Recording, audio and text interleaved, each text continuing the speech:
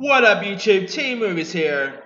Now, with the 2010s pretty much being almost over, I decided this whole week I'm going to be talking about the movies of the 2010s. I'm going to be talking about films of 2010, 2011, 2012, etc. And I mean, 2010 was a pretty decent time for movies. I mean, it was 2010 was the start of this decade. It has some really interesting films that were really great. And crazy to believe that coming next year, the films I'm about to talk about turns 10 years old. Wrap your head around that. I mean, 10 years old, people. Oh boy, I'm gonna feel old by next year. Anyway, with that being said, here are my top 10 favorite movies of 2010. Alright, coming in at number 10, it is Black Swan, directed by Darren Aronofsky, starring Natalie Portman, Mila Kunis, Barbara Hershey. You had Vincent Cassell, Sebastian Stan, really great cast. And it stars Natalie Portman, who plays Nina, who's this ballerina whose passion for the dance rules every facet of her life. And so when Vincent Cassell's company arts director decides to replace his prime ballerina for their opening production of the Swan Lake, Nina ends up becoming the first choice, but she also has competition in this newcomer named Lily, played wonderfully by Mila Kunis. And Nina is also the perfect choice of the White Swan, and Lily also personifies the Black Swan. And the rivalry between the two dancers transform in a very dark, twisty friendship, and Nina's dark side ends up becoming emerging. I mean, this is one of the weirdest movies I saw in 2010. And you also had a great performance by Winona Ryder. She was also in this. I mean, what a cool performance there. Black Swan is very artistic, great dance sequence, great performances by Natalie Portman. Mila Kunis, probably the best performance she's ever given. The scene between Natalie Portman and Mila Kunis is pretty decent. I'm not going to go into any details, but if you've seen the movie, you know what I'm talking about. Yeah, Black Swan is a magnificent movie. If you guys haven't seen it yet, go check it out. It's really terrific. Weird, but good. Alright, coming in at number 9, it is The Town. Now, this movie was directed by Ben Affleck, and it was coming off of, and it was like his follow-up to Gone Baby Gone that got released a couple years back, like a couple years before this. And it stars Ben Affleck, who plays this guy named Doug McRae, who leads a band of ruthless bank robbers who has no real attachments except for James, played by Jeremy Renner, who despite his very dangerous temper, is like a brother to Doug, and so everything ends up changing for Doug when James ends up taking this hostage, who's a bank employee named Claire Kesey, and so they also learn that she also lives in a gang's neighborhood, so Doug seeks her out to to discover what she knows about the neighborhood and all, and he ends up falling for her. And Blake Lively plays the role of Claire. You also had Rebecca Hall, John Hamm, Chris Cooper, Titus Welliver, Slane was in this. Some really great cast members. You know, Ben Affleck, of course, ended up winning his Oscar for Argo, but The Town is terrific. It shows how great of a director Ben Affleck could be. It's a great heist aspect, a great story involved, great performances by Ben Affleck, by Jeremy Renner. I mean, what a wonderful movie. Definitely go check out The Town if you guys haven't seen it. Alright, coming in at number 8, this movie is literally fun, and that is Machete. Now, it's kind of odd adding a film like Machete in your top 10 films of 2010. I couldn't help it. Machete is awesome. You know, it is a spin-off of Grindhouse, and you got Danny Trejo as the role of Machete. It is really violent, really entertaining. Robert Rodriguez directed this movie really well. You also got other people like Jessica Alba, Michelle Rodriguez is in this, Robert De Niro, Lindsay Lohan. Cheech Marin, Don Johnson, Tom Savini. You even had Steven Seagal in this, and Steven Seagal as the bad guy. That's something you barely really see anymore. I mean, Seagal playing the bad guy is always pretty cool.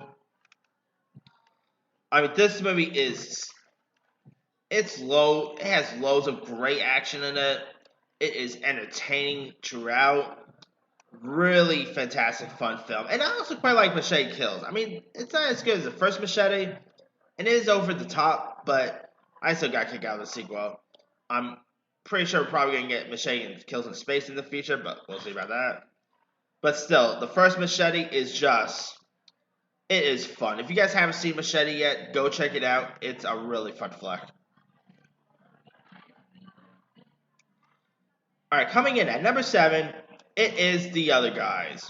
Now it stars it stars Will Ferrell and Mark Wahlberg, who plays these NYPD detective, Gamble and Host.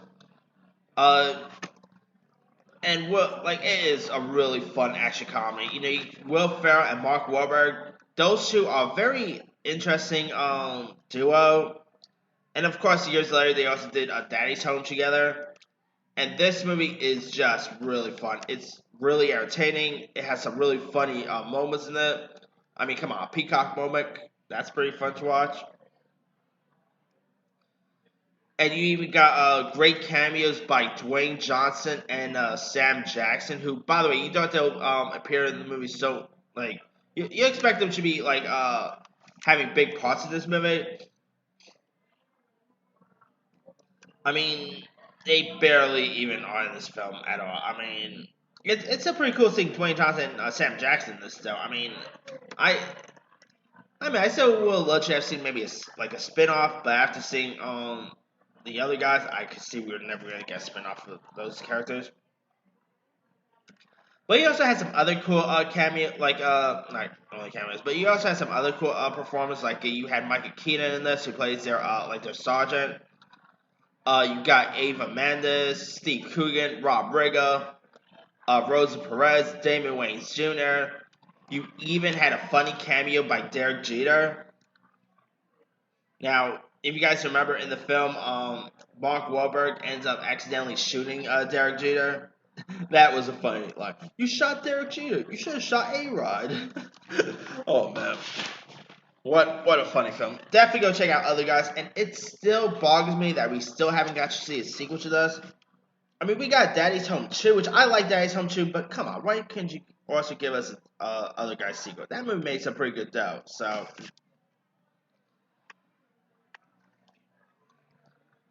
Alright, coming in at number 6, it is another fun action film, and that is KickAss.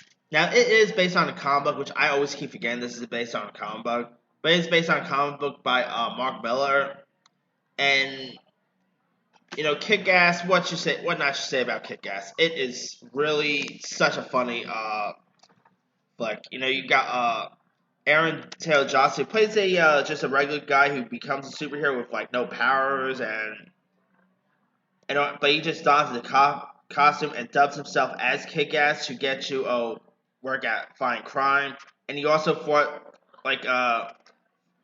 he also ends up being forced to team up with this father and daughter vigilante. One is named the dad is played by Big Daddy, played wonderfully by Nicolas Cage. Then you got Chloe Moretz as Hit Girl, and you also got the villain in this. You also got Mark Strong plays the main bad guy in this, and Mark Strong, he plays the bad guy well, and he was magnificent in this movie. You also had Christopher Mintz-Plasse, who plays Red Mist in this. You also had Micah Rispoli, Jason Fleming, Dexter Fletcher. You had Omari Hardwick, who in the sequel ended up being replaced by Morris Chestnut. You even had Evan Peters, Clark Duke. Garrett M. Brown plays Johnson's dad in this. He was great. This has loads of great action. It is really funny. A very different take on the superhero genre. Now, early 2010, the superhero movies were still around. I mean, of course, kicked off, like, major superheroes in 2010 kicked off with, like, Iron Man 2 and all. But, like, around the 2010, we didn't really have that much of a comic book fatigue as we got now. And KickAss was one of the, to me, it's actually one of the best comic book movies of 2010. Like, in the year where we had, Iron Man 2, what else? What other comic books got released in 2010? Dang, can't remember what other comic book movies came out that year. But in the year where we had some interesting comic book films, the best one obviously gone to Kick-Ass. It is such a fun flick. If you guys ever seen Kick-Ass, go check it out. And Kick-Ass 2 was pretty decent as well. It did lack no Nicolas Cage in it. Like, it would have been cooler if Nick Cage was involved with the sequel. But hey, at least Jim Carrey was in the sequel, so there's that. Alright. Coming in at number 5, it is Easy A. Now this stars Emma Stone, who plays this high school girl named Olive, who decides to spice things up by telling a little lie about losing her virginity. And so you also got Amanda Bynes as the high school bully here, who who overhears the conversation and spreads the rumors all over campus. You also got Penn Badgley, Thomas Haden Church was in this, Lisa Kudrow, Ali Mishaka from Ali and AJ fame, Patricia Clarkson, Malcolm McDowell, Twilight dude Cam Gigante. This is technically inspired by the Scarlet Letter, so there's that too. I mean, I loved Emma Stone in this. Now she's much of a bigger star since she was when she did Easy A, because now she did La La Land, The Favorite. So, I mean, since Easy A, she ended up winning an Oscar for La La Land, and she's been nominated since then. So nice to see Emma Stone's career is still growing since Easy A. And this movie is really funny. It is from the same director of Friends with Benefits and the Annie remake. It's a really hilarious flick, and I really got kicked out for Easy A. Now, they, of course, not so long ago announced like a spin-off or a sequel to this. I'll be down to see another one, but it probably won't be as good as the first Easy A, but hey, Easy A was still great. If you guys haven't seen Easy A by now, it's one of the funniest teen comedies of this decade. Really great film. Alright, coming in at number 4, it is 127 Hours. Now, this film stars James Franco, who plays this mountaineer and adventurer named Aaron Ralston, who becomes trapped when a boulder ends up falling on his arm. And so, over the next 5 days, he ends up having to take the drastic measure by literally cutting off his arm. And you had James Franco, who I think gave a really great performance in this. I mean, he ended up getting an Oscar nomination for his performance, and a well-deserving nomination. I mean, the film was also directed by Danny Boyle, who did a great job at directing this. This movie was really intense to watch at times. It was really terrific, very crazy. It's based on a true story, but man, it was inspiring. It got very intense. Really terrific film. And I do love me a good movie about survival. So there's that. I mean, definitely go check out 127 Hours if you guys haven't seen that. Coming in at number 3, it is Scott Pilgrim vs. the World. Now, you got Michael Cera, who plays this guitarist for a garage rock band named Scott Pilgrim, who has never really had trouble getting a girlfriend, but he ends up falling for this girl named Ramona Flowers, who's this blue hair girl. Played wonderfully by Mary Elizabeth Winston, and he also and throughout the relationship, he ends up encountering her 7 evil ex-boyfriends who pretty much want to who will all stop at nothing to eliminate him from her life. And so, yeah, I mean, some of the boyfriends includes Jason Schwartzman, Chris Evans. Yeah, she had some. Brandon Ralph was also there. yeah, this movie is really fun. It's directed by Edgar Wright, Edgar Wright did a great job at this. This movie, it did feel a little quirky at times, but it's still great.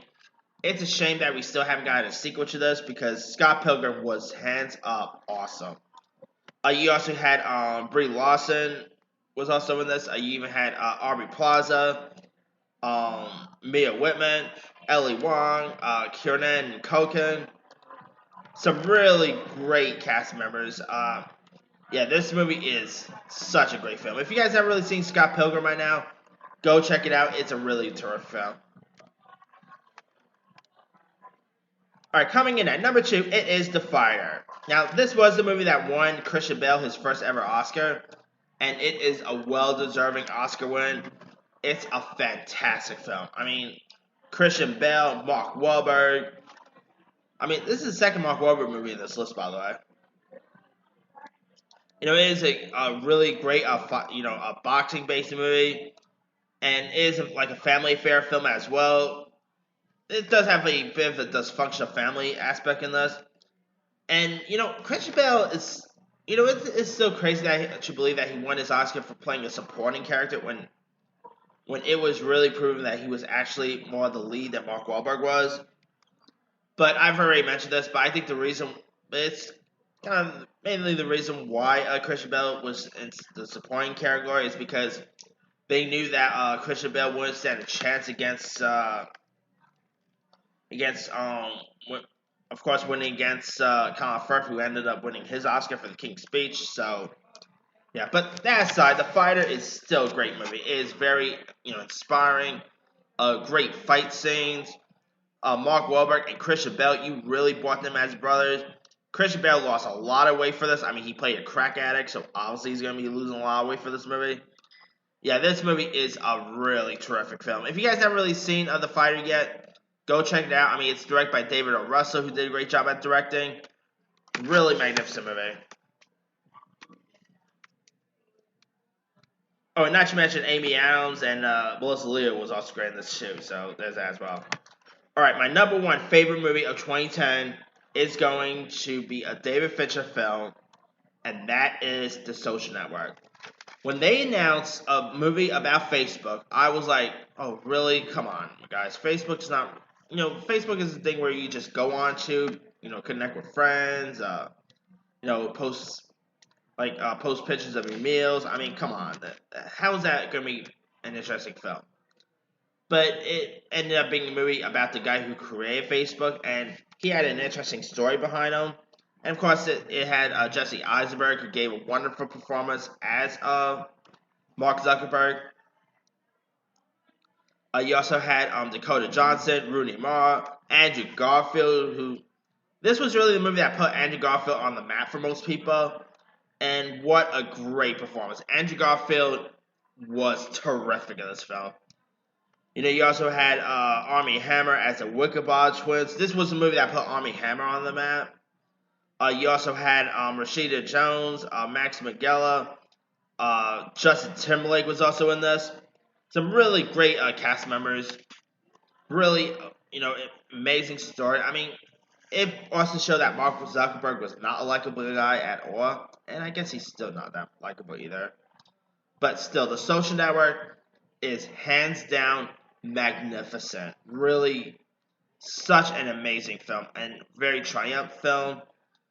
The movie ended up getting a nomination for Best Picture. It ended up losing to Social Network. I still think Social Network should have won Best Picture. It's over The King's Speech, but that's a topic for another time. That aside, yeah, what an amazing film. If you guys haven't really seen The Social Network, give it a go. It's really terrific. And to me, it is the best movie that ever came out that year. Anyway, that's pretty much it. Let me do the quick rundown. 10, Black Swan. 9, The Town. 8, Machete. 7, The Other Guys. 6, KickAss. 5, Easy A.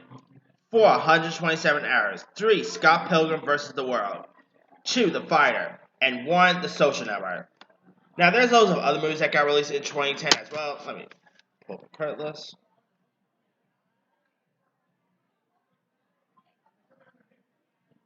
All right. Obviously, the King's Speech. I didn't hate the King's Speech, but I didn't really think it should have won that the best picture. To be honest, yeah. Toy Story 3 was great. I liked Inception. I mean, lots of people would probably add Inception in their list. I did not like Shutter Island.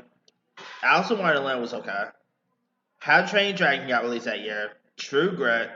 Clash of the Titans. There was Tangled. Harry Potter had Deathly Hallows Part 7, so that was pretty good. Iron Man 2.